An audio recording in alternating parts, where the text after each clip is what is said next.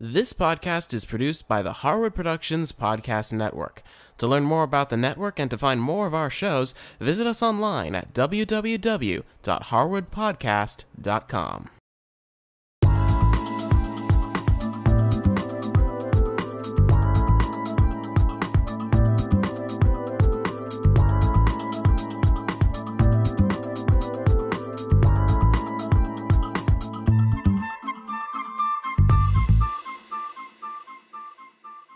Hi, I'm Cindy Harris.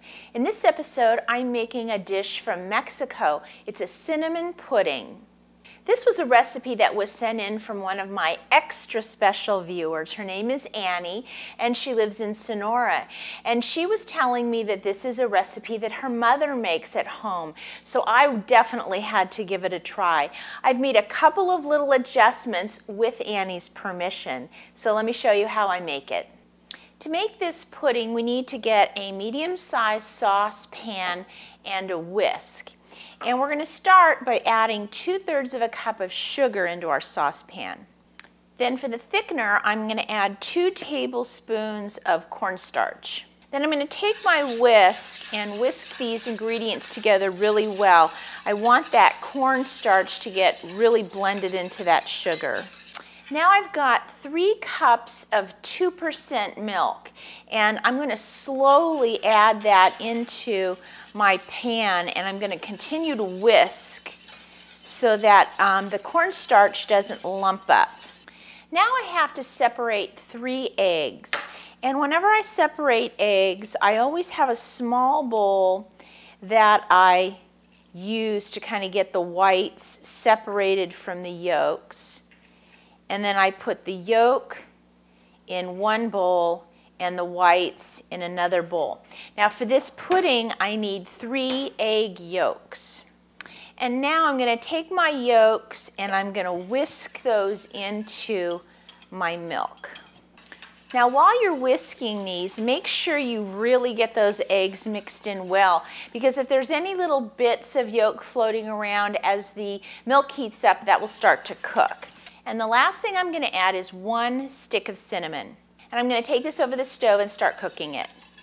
Now I've brought my pudding over here to the stove, and I've got it on a medium-high heat because I want to bring this to a boil.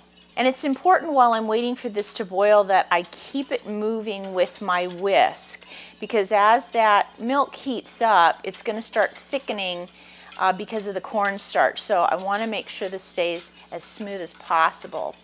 Now this has been cooking for about 7 minutes, and you can see it's starting to get thick, and I'm getting a lot of steam. So that means it's just about ready to come to boil. In fact, I'm starting to see some bubbles break through the surface.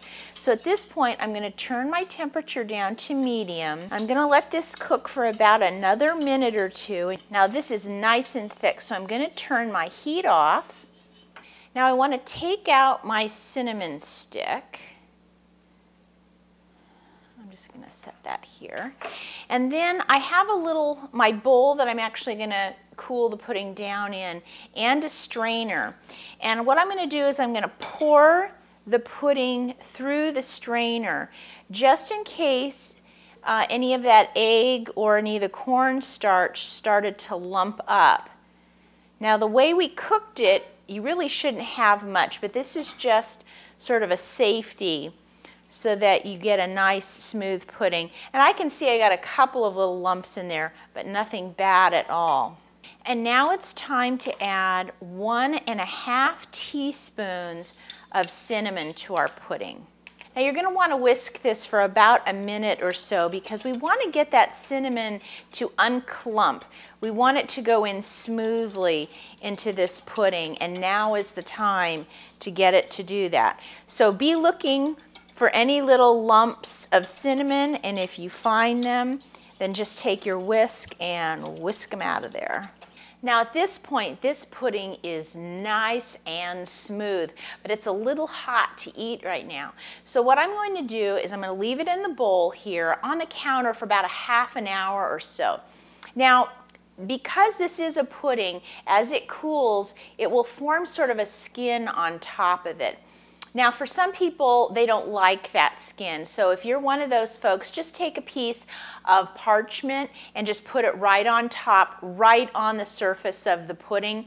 And then that way when you pull it off, you won't get any at all. Now for me, it doesn't bother me, so I'm going to leave it just as it is. Then after about a half an hour, this should be more lukewarm, and then I'm going to put this in the refrigerator and let it chill down. Now another thing, if you didn't want a bowl like this, you could also divide this pudding into small little bowls, and then those would chill down even faster. Well, my pudding has been in the refrigerator for a few hours now,